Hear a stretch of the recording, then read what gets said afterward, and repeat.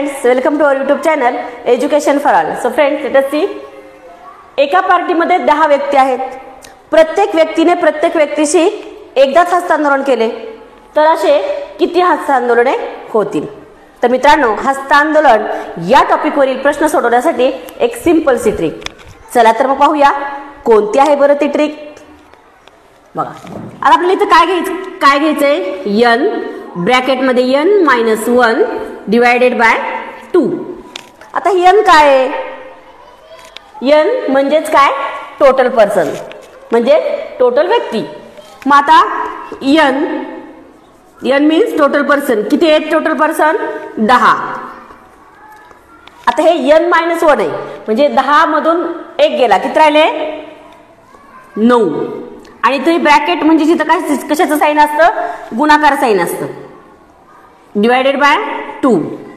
2 1 जा 2, 2 5 जा 10, 5 मल्टिप्लाय 9, 5 9 जा 45. ए नंबर ऑप्शन. तर मित्रांनो, याच प्रकारचं एक दुसरं एक्झाम्पल आपण पाहूया. एका पार्टीमध्ये 15 व्यक्ती आहेत.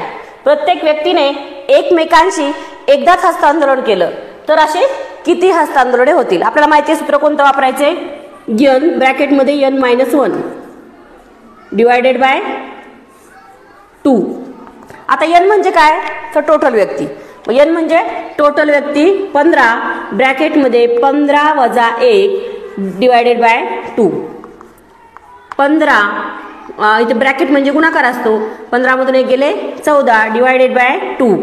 बे के बे, बे 7 14, राहिले काय? 15 गुणिले 7 बरोबर 15 7 105. म्हणजे किती हस्तांदोलन होतील? 105. तर मित्रांनो, बोर्डवर तुम्हाला 2 एक्झाम्पल्स तुमच्या प्रॅक्टिससाठी दिलेले आहेत. तर ते तुम्ही सोडवायचे आणि कमेंट्स बॉक्समध्ये आन्सर पाठवायचं.